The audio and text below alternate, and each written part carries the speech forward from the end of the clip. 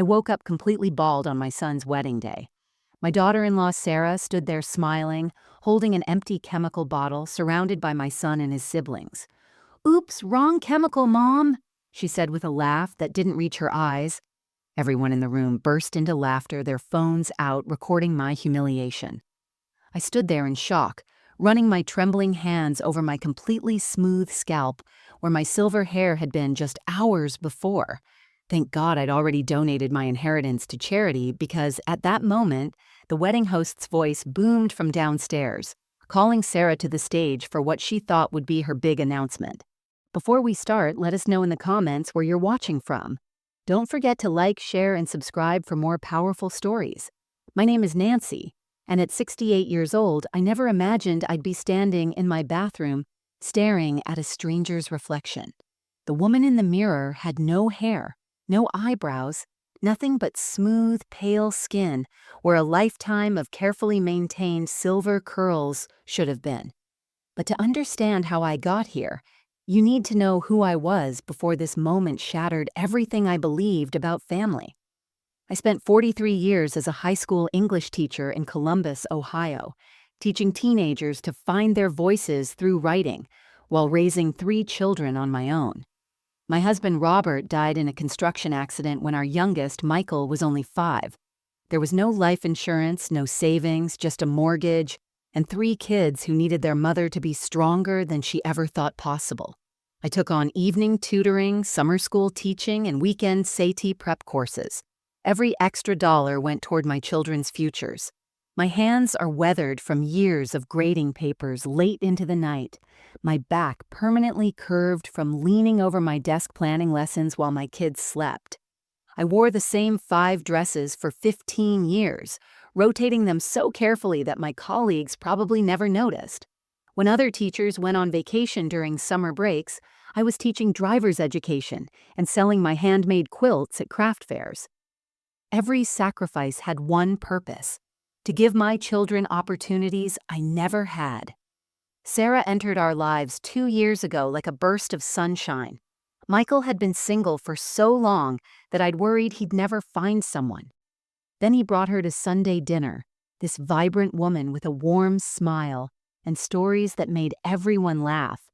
She complimented my pot roast, asked for my recipes, and helped wash dishes without being asked. Within a month, she was calling me Mom and bringing me flowers every Friday after work. I remember the day she sat in my kitchen, tears streaming down her face, telling me about losing her own mother to cancer when she was 16. She held my hand and said I was the mother she'd prayed for, the blessing she never expected. How could I not love her? How could I not welcome her completely into our family? She seemed to understand our values of hard work and family loyalty. She spoke about wanting children, about raising them with the same principles I'd taught Michael. When my sister Helen passed away 6 months ago, leaving me her entire estate of $2 million, Sarah was the first person to comfort me. She held me while I sobbed, missing the sister who'd been my best friend through every hardship. Sarah never once mentioned the money during those early weeks of grief. She just brought casseroles, sat with me during lonely evenings, and helped me sort through Helen's belongings. She even suggested we create a memory book together, spending hours helping me organize photos and write down stories about Helen. Looking back now, standing in this bathroom as the wedding preparations continued below, I realized every kindness had been calculated, every tear perfectly timed, every mom a manipulation designed to lower my defenses. Life had finally become gentle with me after decades of struggle. My mornings began at 6:30 with a cup of Earl Grey tea on my front porch, watching the cardinals visit the bird feeder Michael had installed last spring. The house, once filled with the chaos of 3 teenagers, now hummed with peaceful quietness. I'd converted Robert's old study into a craft room where I made quilts for the church charity auction. The walls displayed photos from my children's graduations, their weddings, and my 5 grandchildren's first days of school. Tuesdays and Thursdays, I volunteered at the Columbus Public Library, reading stories to preschoolers who climbed onto my lap calling me Grandma Nancy. Their sticky fingers and gap-toothed smiles reminded me why I'd loved teaching for so many years. The head librarian, Margaret, always saved me the new mystery novels, knowing I devoured them during quiet afternoons. We'd discuss plot twists over homemade cookies I brought from home, a recipe passed down from my mother that I'd perfected over 40 years of baking. Sarah had seamlessly woven herself into this routine. She'd arrive Sunday mornings at 9 sharp carrying fresh bagels from the Jewish bakery downtown that she knew I loved, but considered too expensive to buy regularly. We'd prepare dinner together while Michael watched football in the living room. She'd ask questions about our family traditions, taking notes in a little pink notebook. "I want to make sure I get Thanksgiving stuffing exactly right," she'd say, bumping her hip against mine playfully as we worked side by side. Wednesday afternoons became our special time.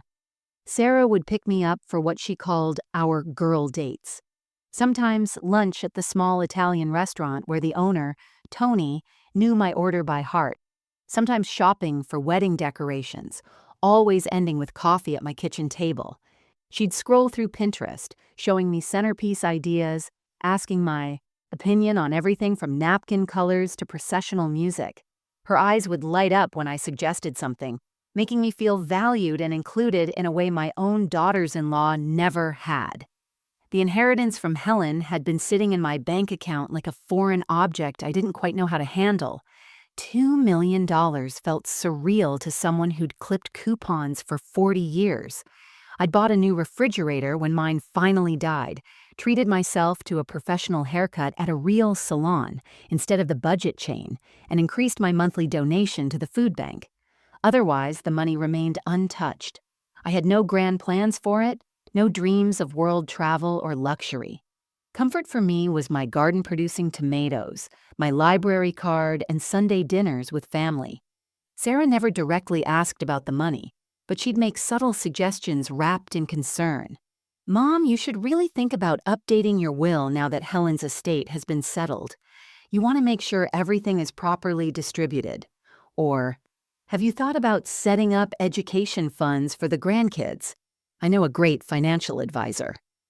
Her suggestions always sounded sensible, caring, focused on family just the way I'd raised my children to be. My neighbor, Dorothy, would sometimes join us for afternoon tea. She'd comment on how lucky I was to have such a devoted future daughter-in-law. "That girl adores you, Nancy," she'd say, watching Sarah help me repot my orchids or organize my recipe box. Not many young people would spend so much time with their mother-in-law these days. I'd beam with pride, feeling blessed that Michael had found someone who valued family the way we did. Even my evening routines had adapted to include Sarah. She'd call at 8:30 sharp, right after I'd settled into bed with my reading glasses and latest library book. We'd talk about wedding plans, her work at the dental office, or she'd ask me to tell her stories about Michael's childhood. She laughed at all the right moments, gasped at his teenage mishaps, and always ended with, "Thank you for raising such an amazing man, Mom. I love you." The first crack in my perfect image of Sarah appeared on a humid Thursday afternoon in March, exactly 3 months before the wedding. I'd come home early from the library because Margaret had noticed I looked pale and insisted I rest. The spring allergies had been particularly brutal that year, leaving me with a persistent headache that no amount of antihistaminas seemed to touch. I'd parked my old Honda in the driveway, grateful to be home where I could brew some peppermint tea and lie down. As I walked through the back garden toward the kitchen door, I heard Sarah's voice drifting through the open window. She must have let herself in with the spare key I'd given her, probably to drop off the fabric samples she'd promised for the reception tablecloths. But something in her tone made me pause behind the rose bushes, my hand frozen on the garden gate. "Don't worry, the old lady trusts me completely," she was saying, her voice carrying a sharp edge I'd never heard before. "Just be patient. We're so close now I can taste it. 3 more months and everything changes. She has no idea what's coming." There was a pause, presumably while the other person spoke. Then Sarah laughed, but it wasn't the warm, musical laugh I knew. This sound was cold, calculating. Of course she's clueless. You should see how she looks at me like I'm some kind of saint for spending time with her. It's almost pathetic how easy this has been. My heart hammered against my ribs as I stood frozen among my David Austin roses, their sweet perfume suddenly cloying. Through the window, I could see Sarah pacing in my kitchen, her free hand gesturing animatedly. She was wearing the cardigan I'd knitted her for Christmas, the soft lavender one she'd claimed was her favorite gift ever. "The wedding is the perfect setting," she continued. "Everyone will be there, all the relatives, all the friends. She won't be able to back out once we make it public. Michael says she'd never make a scene, especially not at her baby boy's wedding." Another pause. Yes, I'm working on that too. Small steps. You can't rush these things or they get suspicious. I heard footsteps approaching the window and quickly ducked behind the taller rose bushes, thorns catching on my library volunteer vest. My knees protested as I crouched, but I held my position, barely breathing. Sarah appeared at the window, gazing out at the garden. For a terrifying moment, I thought she'd spotted me, but she was only admiring her reflection in the glass, smoothing her hair with her free hand. The kitchen door suddenly opened, and I heard my name being called. "Nancy, Mom, are you home?" Sarah's voice had transformed instantly back to the sweet, concerned tone I knew. I waited a full minute, then made noise opening the garden gate as if I'd just arrived. I walked slowly toward the house, giving her time to see me coming. "Oh, Mom, there you are." Sarah's face lit up with what appeared to be genuine delight. She rushed out to help me with my library tote bag, chatting about the fabric samples and how Tony from the Italian restaurant had asked about me when she'd picked up lunch. "I was just on the phone with the florist," she said, guiding me inside. "You won't believe the prices they're trying to charge for simple centerpieces. I told them we need to be reasonable. I know you and Michael are helping with the costs, and I don't want to take advantage." I managed to smile and nod, accepting the glass of water she pressed into my hands. She'd already started the kettle for tea, had my favorite mug waiting on the counter. Every gesture seemed so thoughtful, so genuine. As she spread the fabric samples across my kitchen table, explaining the pros and cons of each option, I found myself wondering if I'd misheard or misunderstood the phone conversation. "Is everything all right, Mom?" Sarah asked, her hand covering mine with apparent concern. That evening, I sat in my living room long after Sarah had left, replaying the phone conversation in my mind. The fabric samples remained spread across my kitchen table, like evidence of her thoughtfulness. My hands shook slightly as I folded them, running my fingers over the delicate ivory silk she'd chosen, specifically because it reminded her of my wedding dress from the photos. Surely I must have misunderstood. The window had been partially closed, the roses had been rustling in the breeze, and my allergies had left me foggy-headed. By the next morning, I'd constructed a perfectly reasonable explanation. Sarah worked at a dental office where she dealt with difficult elderly patients all day. She was probably talking about one of them, someone who refused to follow treatment plans. The old lady comment stung, but young people sometimes spoke carelessly, and the wedding stress was getting to everyone. Just last week, Michael had snapped at me over the guest list, then apologized profusely an hour later with a bouquet of daffodils. When Sarah arrived for our Wednesday afternoon date, she seemed even more attentive than usual. She'd brought me a new hand cream from Bath & Body Works. The expensive kind with shea butter that I'd mentioned smelled lovely when we'd passed the store last month. "Your hands looked a little dry last time," she said, taking my hands in hers and massaging the cream in gently. "You take care of everyone else, Mom. Let someone take care of you for once."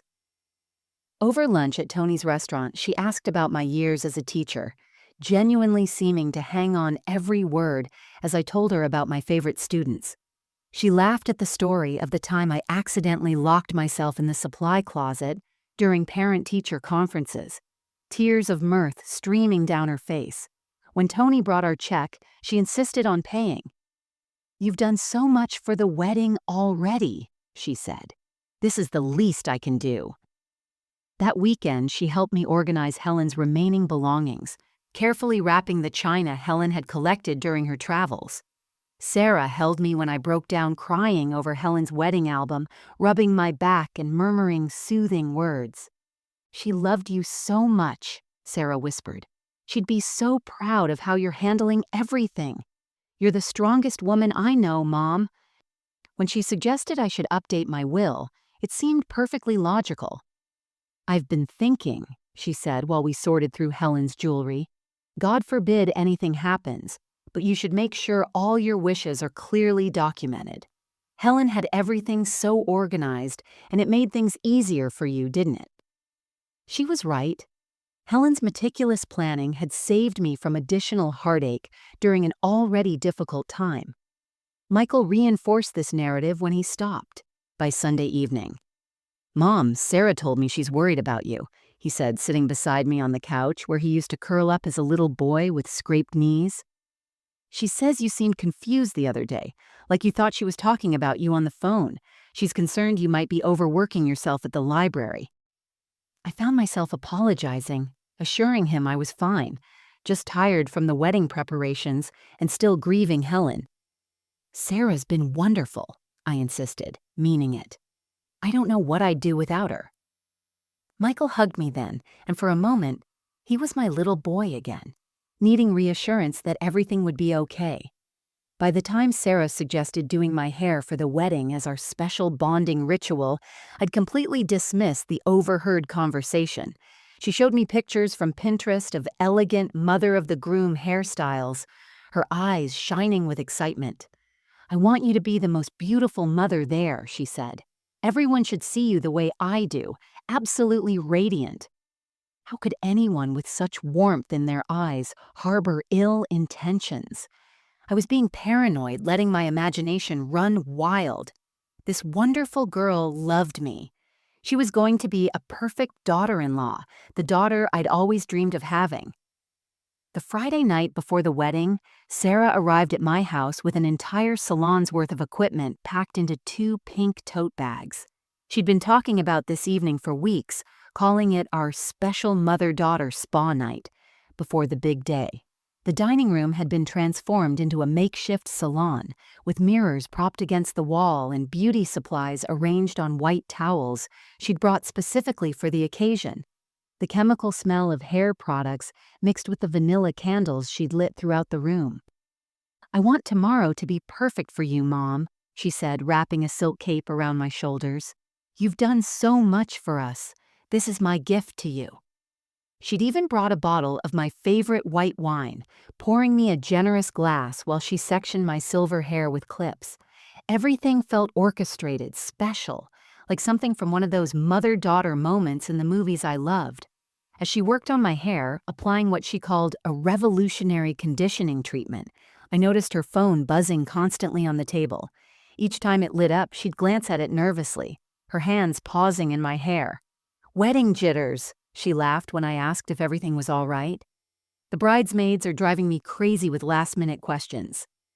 About an hour into the treatment, while Sarah was mixing another bowl of the special conditioning mask in my bathroom, I heard her phone buzz again. The screen was facing up, and I could see a text preview from someone named Derek. "Did you get the old bat to sign yet? We need those papers before—" The preview cut off, but my blood ran cold. Old bat? What papers? Sarah returned, humming the wedding march, and I pretended to be dozed off from the wine. Through barely opened eyes, I watched her check the message, type a quick response, then delete the entire conversation thread. She glanced at me, checking if I was truly asleep, then walked to my bedroom. I could hear drawers opening and closing, papers rustling. My financial documents were in that dresser, organized in folders exactly where she'd helped me file them last month. "Just looking for a hair tie, Mom," she called out cheerfully, though I hadn't stirred or questioned her. More drawer sounds, then the distinct click of a phone camera. Multiple clicks, actually, one after another. My heart pounded so hard I was certain she'd hear it when she returned. But I kept my breathing steady, my eyes closed, playing the part of the tired old woman who'd had too much wine. When she came back, Sarah's energy had shifted. She was moving faster, almost aggressively massaging the treatment into my scalp. This needs to process for 30 minutes, she announced, setting a timer. I'm going to clean up the kitchen while we wait. You just relax, Mom. Don't touch your hair, and definitely don't rinse it early. The chemicals need exact timing to work properly. The moment I heard her in the kitchen, I stood on shaking legs and crept to my bedroom. The dresser drawers were askew, papers hastily reshuffled, but not quite in the right order. My bank statements were on top instead of beneath my tax documents. The folder containing Helen's inheritance paperwork had been moved from the third drawer to the second. Everything had been photographed, examined, cataloged. I heard Sarah's footsteps approaching and quickly returned to my chair, closing my eyes just as she entered. "Oh, good. You're resting," she said. "The treatment is really soaking in nicely. Your hair is going to be absolutely stunning tomorrow." She patted my shoulder, and I fought not to flinch at her touch. "Actually," she said suddenly, "I should document this special moment." She pulled out her phone, taking several photos of me in the chair with the treatment in my hair. "For the wedding album," she explained to my supposedly sleeping form, "the transformation is going to be incredible." The timer went off, shrill in the quiet room.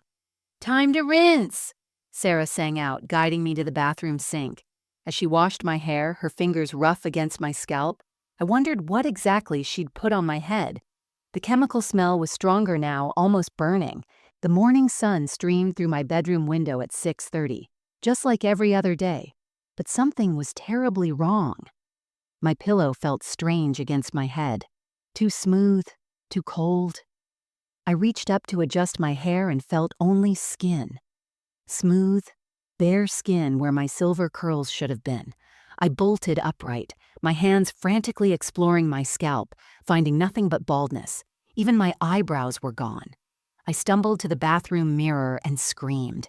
The woman staring back wasn't me. She was a stranger, pale, vulnerable, completely hairless. The scream brought footsteps thundering up the stairs, and suddenly my bedroom was full of people. Sarah stood in the doorway wearing a silk bridesmaid robe, her hair perfectly styled in an elaborate updo. Behind her were Michael and his siblings, Thomas and Jennifer, all dressed for the wedding, all holding up their phones. "Oh my God, Mom," Sarah gasped, but her eyes were dancing with barely contained laughter. "What happened to your hair?" She walked closer, circling me like a predator admiring its prey. The concern in her voice was so obviously fake that I wondered how I'd ever believed it genuine. "Let me see what went wrong." She picked up the empty bottle from my dresser. She must have placed it there while I slept, and made an exaggerated show of reading the label. "Oh no!" She covered her mouth in mock horror. "This is industrial strength hair remover, not the conditioning treatment. They must have gotten mixed up at the salon supply store. Mom, I'm so sorry." The room erupted in laughter. Thomas was recording everything, narrating like a sports commentator. "Ladies and gentlemen, the mother of the groom has gone full cue ball for the wedding." Jennifer snapped photos from every angle while laughing so hard she could barely hold her phone steady. But it was Michael's reaction that shattered my heart completely. My baby boy, the child I'd sacrificed everything for, was smirking at me with such cruel amusement that I didn't recognize him. "Maybe you should skip the wedding, Mom," Michael said, his voice dripping with false concern. "We don't want you scaring the guests. Some of Sarah's family members are very traditional. They might not understand your new look." He reached out as if to touch my head, and I jerked away, wrapping my arms around myself. "Besides," Sarah added, pulling a folder from behind her back, "we have some important family business to discuss, about your future care." She opened the folder, revealing legal documents with sticky notes marking signature lines. "We've all been worried about you, Mom. The confusion, the paranoia about me talking on the phone, claiming I was plotting against you. Michael told me you've been having episodes." "Episodes?" I whispered, my voice barely working. "The family thinks it's time," Jennifer chimed in, still recording. "We found a lovely assisted living facility. Very comfortable. They specialize in patients with cognitive decline." Sarah held out a pen, her engagement ring catching the morning light. The ring I'd helped Michael choose, using my savings to upgrade to a larger diamond because Sarah deserved the best.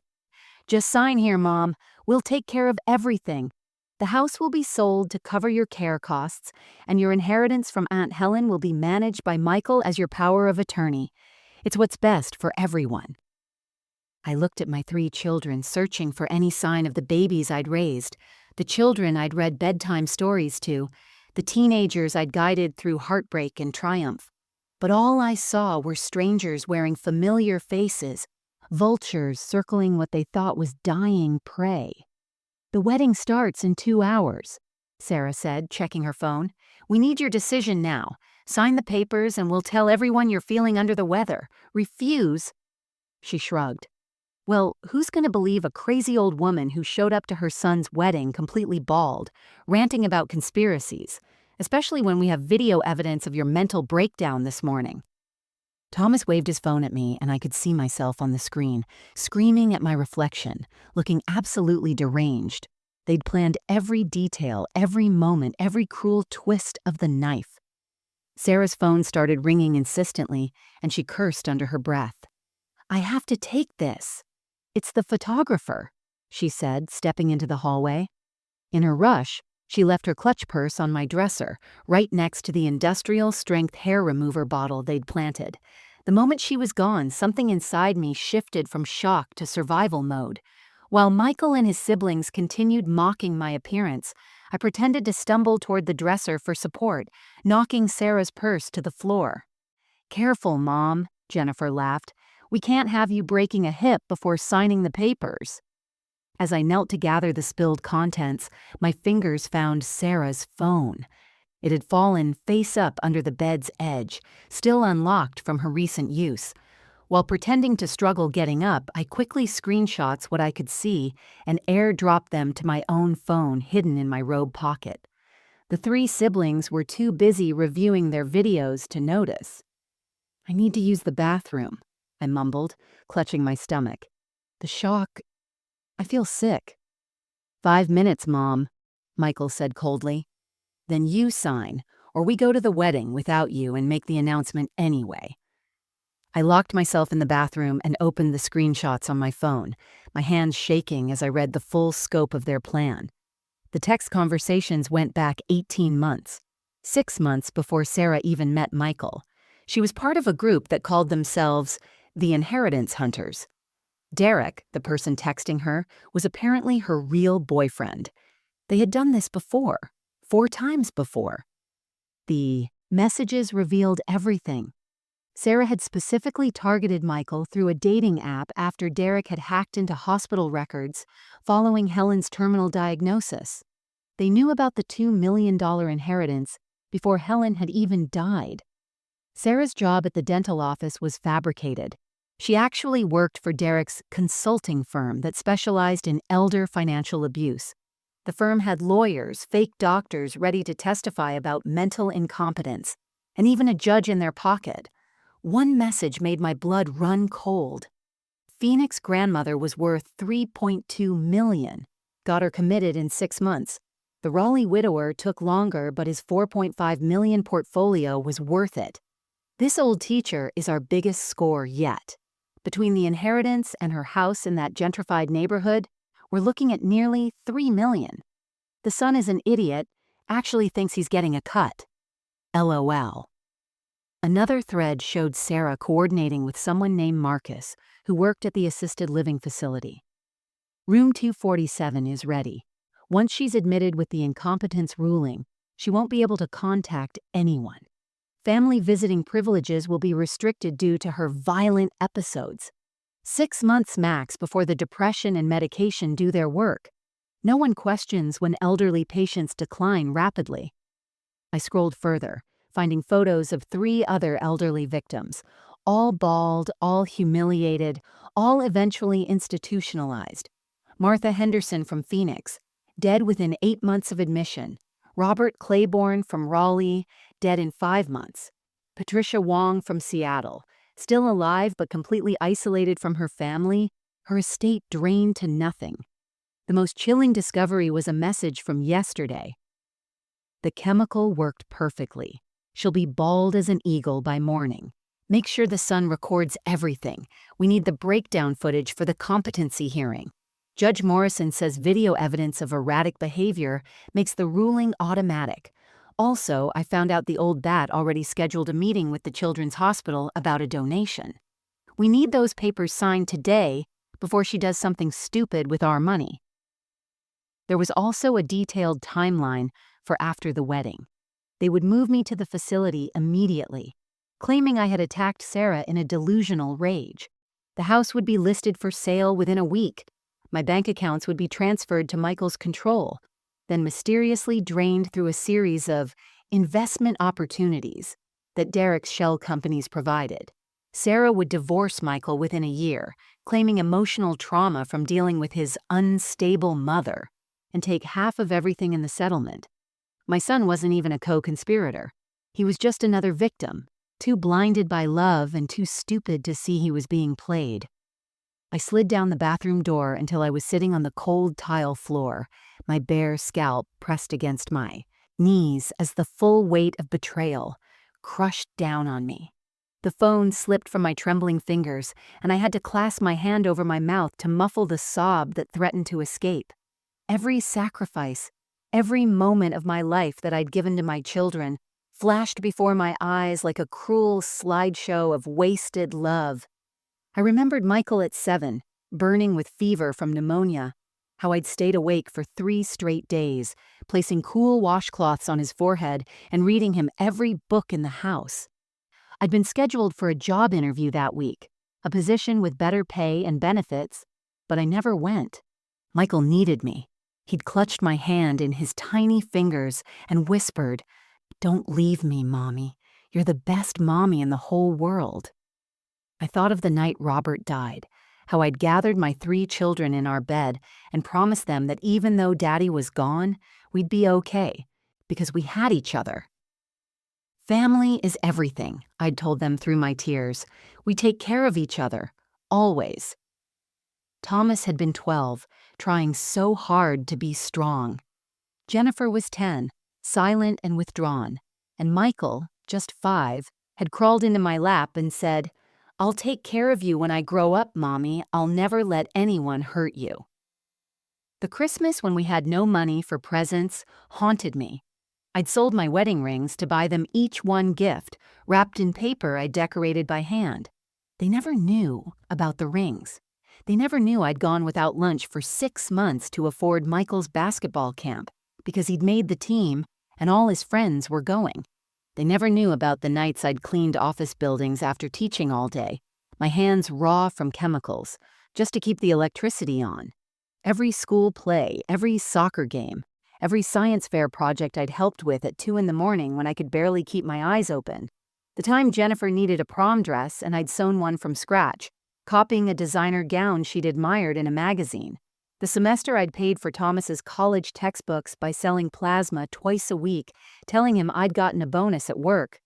The way I'd smiled and said it was fine when none of them came home for my 60th birthday because they were all too busy. I touched my bare head, remembering how Robert used to run his fingers through my hair, calling it spun silver when it started going gray. I'd kept it long for him even after he died, a small vanity I'd maintained through all the years of struggle. Sarah had known this. I'd told her during one of our intimate conversations about how maintaining my hair was my one indulgence, my way of still feeling like a woman, worthy of love. She'd used that information to hurt me in the cruelest possible way. The folder of legal documents sitting on my dresser represented the final insult.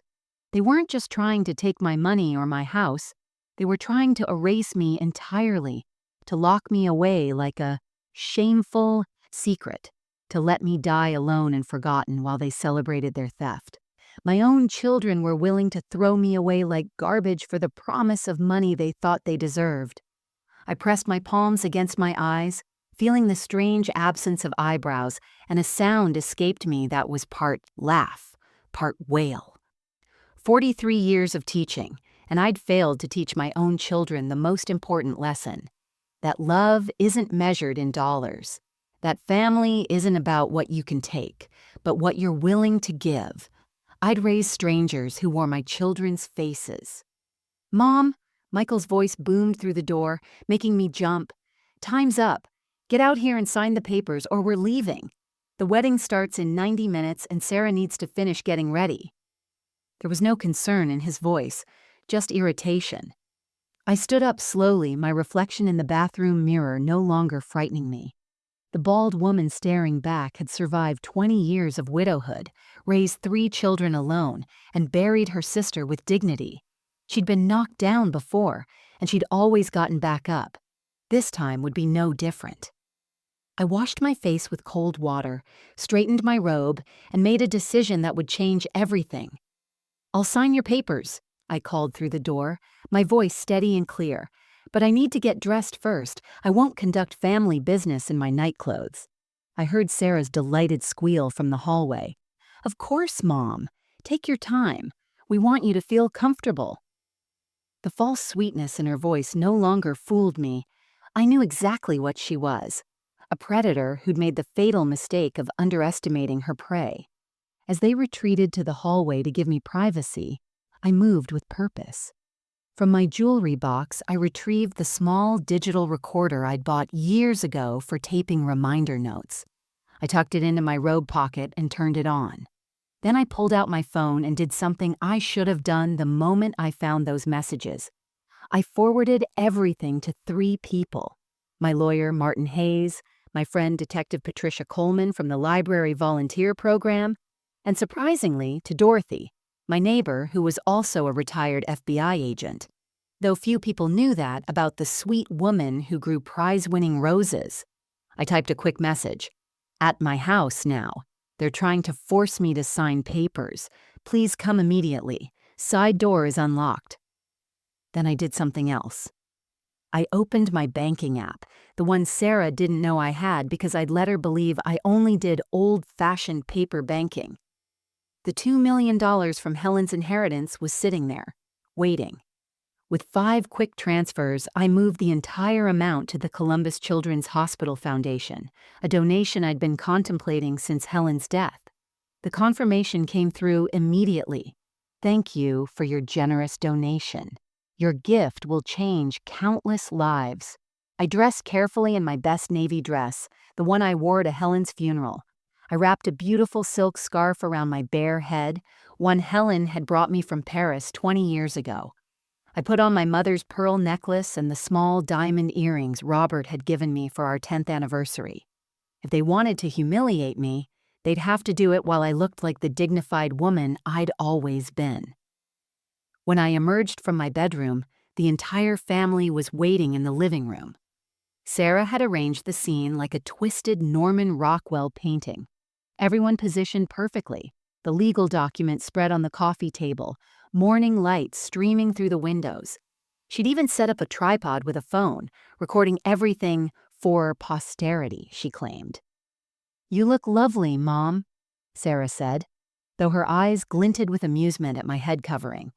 "Very dignified. Now, let's get this handled so we can all move forward with our day." I sat in my usual chair, the one where I'd read bedtime stories to my children, where I'd graded thousands of papers, where I'd cried myself to sleep after Robert's funeral. My hands didn't shake as I picked up the pen. I looked at each of my children's faces, memorizing this moment, this revelation of who they really were.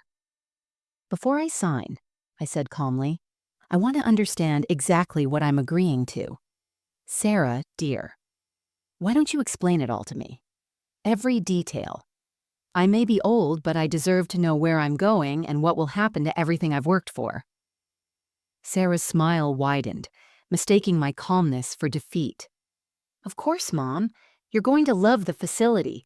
It has gardens and everything."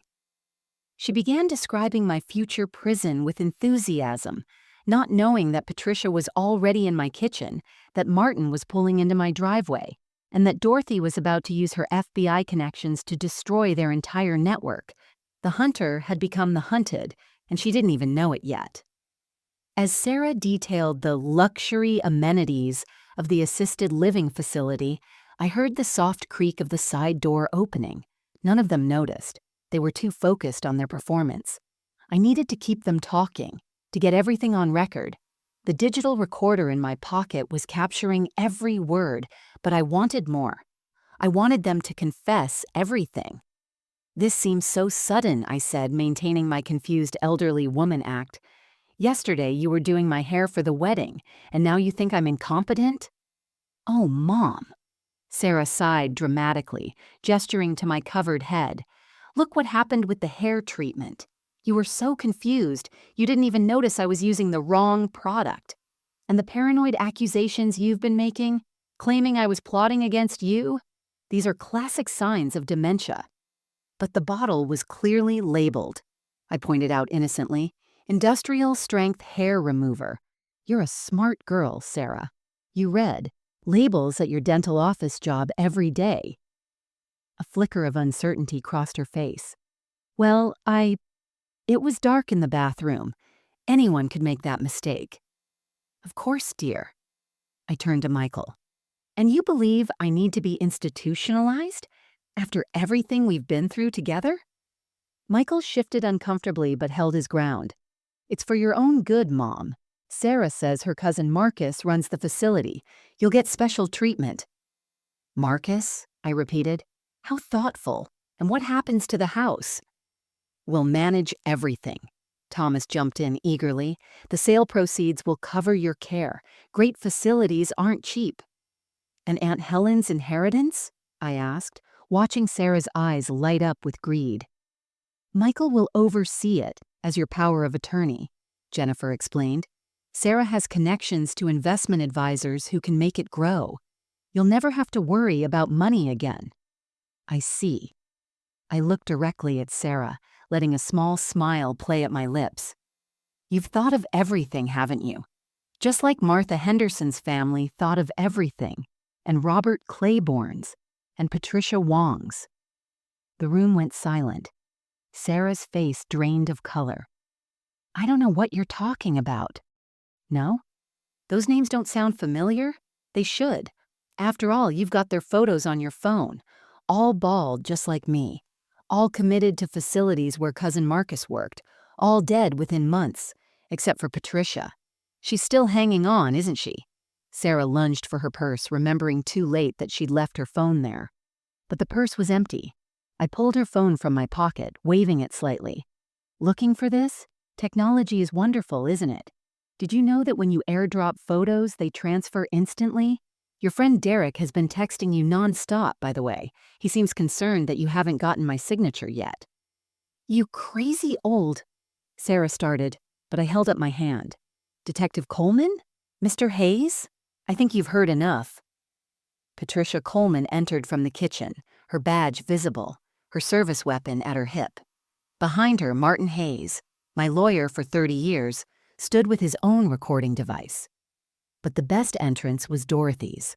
My sweet neighbor walked in from the front door with 2 FBI agents, holding up her retired federal badge. "Sarah Martinez, or should I say Sandra Mitchell, or Susan Matthews. You have quite a collection of identities," Dorothy said pleasantly. "We've been tracking your Inheritance Hunters network for 3 years. Thank you for finally giving us enough evidence to take you all down."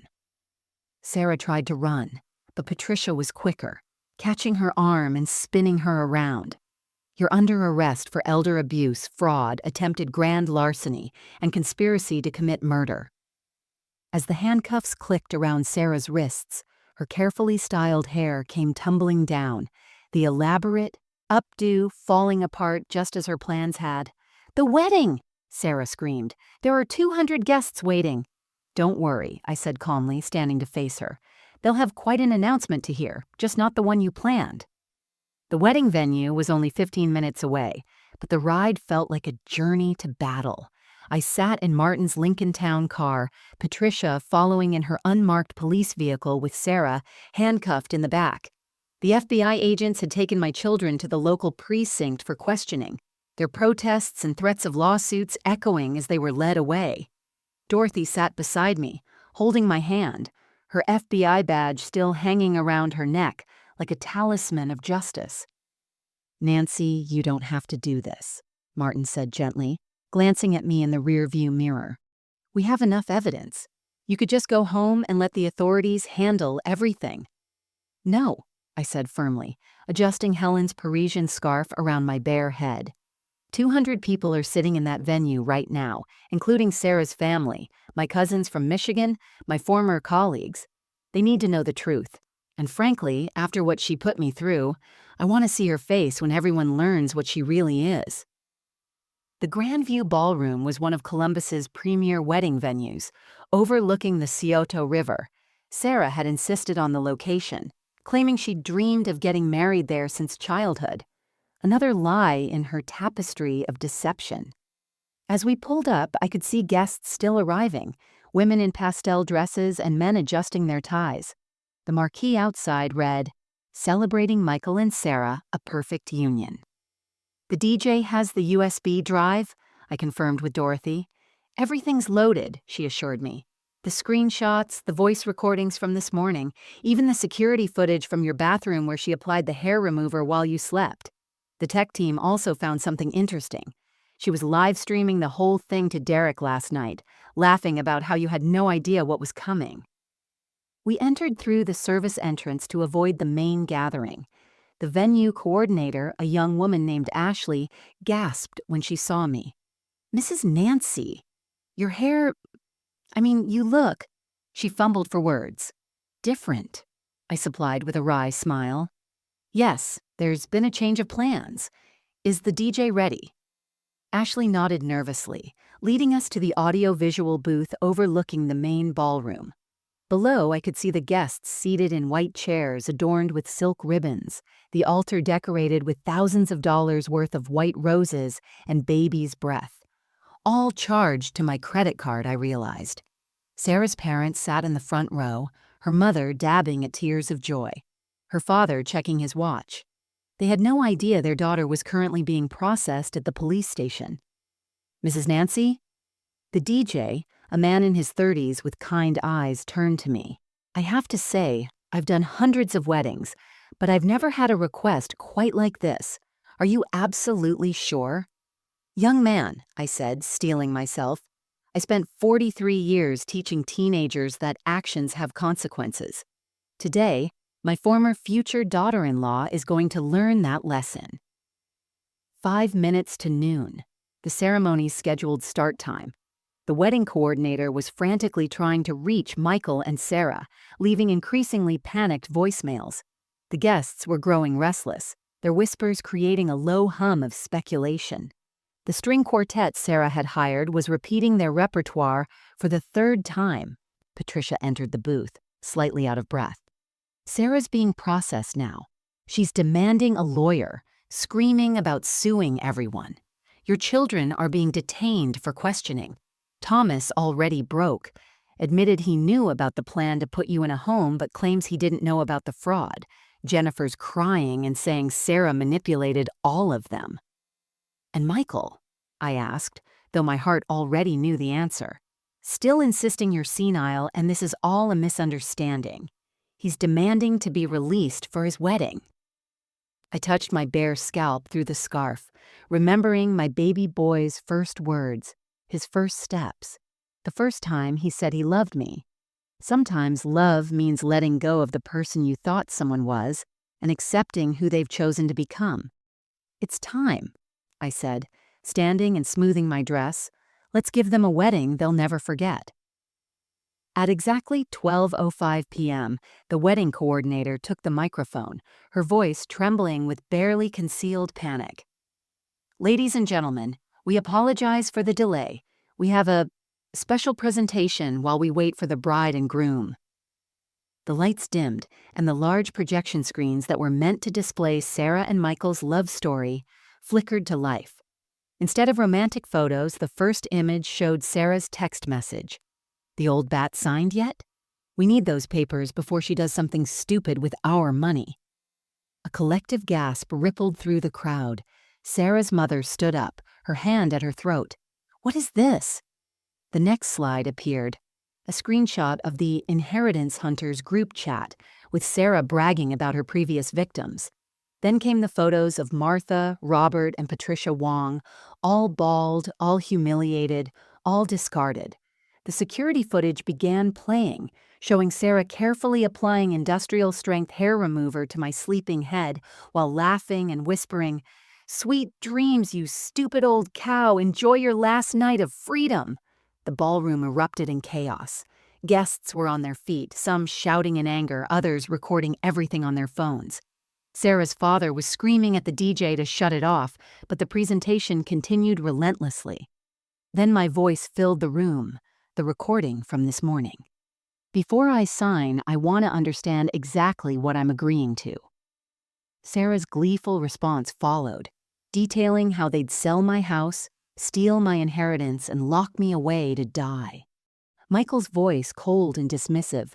"The wedding starts in 90 minutes and Sarah needs to finish getting ready." I stepped onto the small stage, removing Helen's scarf to reveal my completely bald head. The room fell silent, 200 pairs of eyes turning to me in shock. Under the bright lights, my bare scalp gleamed like a badge of honor. "Good afternoon, everyone," I began, my teacher's voice carrying to the back of the room without needing to shout. "I apologize for the delay, but as you can see, there won't be a wedding today. The bride is currently being arrested for elder fraud, and the groom is being questioned as an accomplice." Sarah's mother collapsed back into her chair, sobbing. Her father's face had turned purple with rage and humiliation. I felt sorry for them. They were victims, too, in their own way. I stand before you today bald and humiliated because the woman my son chose to marry decided my life was worth less than my bank account. She poisoned my son against me, turned my children into strangers, and planned to lock me away to die alone. But she made one crucial mistake. I paused, looking at the familiar faces in the crowd. My cousin Ruth, who'd driven from Michigan, my fellow retired teachers, neighbors who'd watched my children grow up. She underestimated a teacher. We're trained to spot cheaters, to recognize lies, and to keep meticulous records. And we never, ever give up on teaching important lessons. I pulled out my phone, showing the confirmation screen. As of this morning, the entire $2 million inheritance has been donated to the Columbus Children's Hospital Foundation. Every penny. The room erupted again, but this time with applause from some, gasps from others. Someone shouted, "You go, Nancy!" "But wait," I continued, holding up my hand. "There's one more announcement." I nodded to Patricia, who stepped forward with her badge visible. "I'm Detective Patricia Coleman. We've arrested 12 members of the Inheritance Hunters Network this morning in coordinated raids across 5 states. Sarah Martinez, whose real name is Sandra Mitchell, is facing federal charges. She's been doing this for 7 years. We've identified 16 victims so far." The projection screen changed one final time, showing Sarah's mugshot from an hour ago. Her perfect makeup was smeared, her elaborate hair destroyed, her wedding dress replaced with an orange jumpsuit. The woman who'd called me Mom while plotting my destruction was finally exposed for what she truly was. 6 months later, I stood in my garden, running my hand over the soft silver fuzz that had finally grown back. It was shorter than before, but it was mine, earned through a battle that had stripped me bare in more ways than one. Dorothy was beside me, helping me plant Helen's favorite roses, the David Austin varieties she'd loved but never got to see bloom one last time. "The trial's set for next month," Dorothy informed me, carefully placing a root ball into the prepared hole. "Sarah's looking at 15 to 20 years.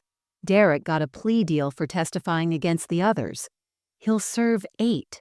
Your son—" "Michael took the deal," I finished for her. 6 months house arrest, 3 years probation for conspiracy to commit elder abuse.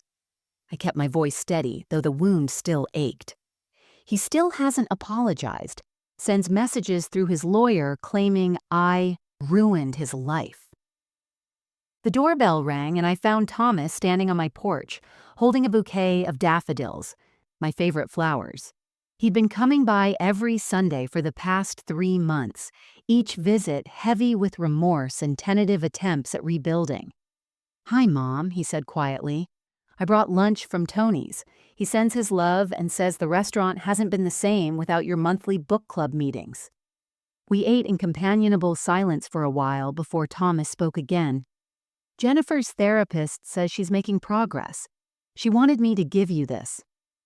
He handed me a letter, Jennifer's familiar handwriting covering 3 pages. I'd read it later, when I was ready for whatever emotions it might bring. The Children's Hospital had named a wing after Helen and me, the Henderson Campbell Pediatric Recovery Center. I attended the dedication ceremony last week, where I met 3 of Sarah's previous victims who'd survived. Patricia Wong, finally free from the facility where she'd been trapped, stood with me as we cut the ribbon. "You saved my life," she'd whispered, tears streaming down her face. "My family thought I was crazy. No one believed me until you exposed them." My house felt different now. Lighter, somehow, despite being emptier. I'd converted Michael's old room into an art studio, finally pursuing the painting hobby I'd put off for 40 years. The walls displayed watercolors of my garden, portraits of Helen from memory, and one stark self-portrait from my bald days that my new art teacher called devastatingly powerful. The doorbell rang again that evening. A young woman stood there with a camera crew, introducing herself as a documentary filmmaker. "Mrs. Campbell, we're making a film about elder fraud. Your case has helped identify 32 more victims nationwide. Would you consider telling your story?" I thought about the humiliation of that morning, the cruelty of the betrayal, the pain of discovering my children's true nature. Then I thought about Martha Henderson, Robert Claiborne, and all the others who hadn't survived to tell their stories. "Come in," I said, opening the door wider. "But if we're doing this, we're telling the whole truth. Not just about what Sarah did, but about how society treats elderly people as disposable, how families can be corrupted by greed, and how we older folks need to stop being ashamed to fight back." The film, The Inheritance Hunters, would eventually win 3 Emmy Awards and lead to federal legislation protecting elderly Americans from financial abuse. But that night, I simply sat with the filmmaker, my head held high, my silver hair catching the light, and told the story of how I'd almost lost everything but found something more valuable than money or hair or even my children's love. I'd found my voice again, not as a mother or teacher or widow, but as Nancy Campbell, survivor, warrior, and living proof that you're never too old to start over. The last text from Michael came a week ago. "I'm sorry, Mom. Sarah showed me the life I thought I deserved. I forgot about the life you'd already given me. I don't expect forgiveness. I just wanted you to know." I haven't replied yet. Some lessons take time to teach, and forgiveness, like hair, grows back slowly. The morning sun streams through my kitchen window now, illuminating the silver strands of my fully grown hair. It's been a year since that wedding day, and I often receive messages from elderly parents whose children have suddenly become unusually interested in their finances, asking for advice. Yesterday, a woman from Portland wrote to me, "My daughter-in-law has started insisting on managing my medications. After reading your story, I'm getting a second opinion from my own doctor. Thank you for giving me the courage to question things." The truth about family is that blood doesn't guarantee love, and love doesn't guarantee protection from betrayal. We raise our children hoping they'll carry forward our values, but sometimes they choose to carry away our valuables instead. The hardest lesson I've learned at 68 isn't about trusting strangers. It's that sometimes the ones we should fear most are the ones sitting at our dinner table, calling us Mom, while calculating our worth in dollars rather than memories. Sarah Martinez, or Sandra Mitchell as the courts know her, was sentenced last week to 18 years in federal prison. The judge called her crimes particularly heinous because she weaponized love, using the very trust that binds families together as her tool of destruction. Her network had stolen over $43 million from elderly victims across the country. Some of those victims died alone in facilities, wondering why their families had abandoned them. They never knew their families had been told they were violent, delusional, dangerous. They died thinking they were unloved when really, they were simply robbed. But here's what Sarah and her kind never understood. They might steal our money, our dignity, even our hair, but they cannot steal our capacity to rebuild. Every morning I water the roses Helen loved, and I see her resilience blooming in every petal.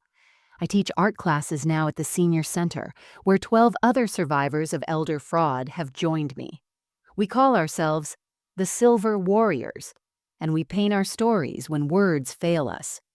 Margaret from my library days jokes that I've traded teaching Shakespeare for teaching survival. But aren't they really the same?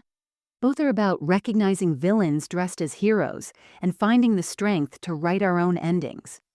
Michael served his house arrest and sent me a letter last month.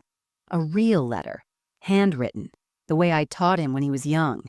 He's in therapy now, unpacking how easily he was manipulated, how greed clouded his judgment, how he betrayed not just me but the memory of his father, who would have been ashamed of him. I've decided to meet him for coffee next week, not to forgive, that journey will take years, but to begin the conversation about who we might become to each other, now that we know who we really are. The Children's Hospital sends me updates about the lives saved with Helen's money. A little girl named Elena just received a heart transplant. A boy named Marcus, ironic, isn't it, got the cancer treatment his family couldn't afford. That $2 million has multiplied into something Sarah never calculated in her schemes. It's become hope for hundreds of families. Helen would have loved knowing her inheritance saved children instead of destroying an old woman. If you're watching this and something feels wrong in your family dynamic, trust that instinct. If someone is pushing too hard for access to your finances, asking you to sign papers quickly, or making you feel guilty for protecting your own assets, step back. Seek independent legal advice. Talk to friends outside the family circle. And remember, saying no to family doesn't make you cruel. It makes you careful. Love shouldn't require you to surrender your security. Real family doesn't laugh at your humiliation, and anyone who truly cares for you would be horrified at the thought of causing you pain, not recording it for evidence. So I ask you, what would you have done if you'd woken up bald on your child's wedding day? Would you have signed those papers in shame and silence? Would you have fought back?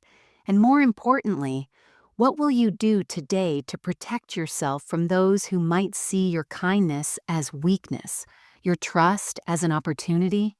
Share your thoughts in the comments below, and if you know someone who needs to hear this story, please pass it along. Like this video if you believe Nancy chose courage over comfort, and subscribe to hear more stories of triumph over betrayal.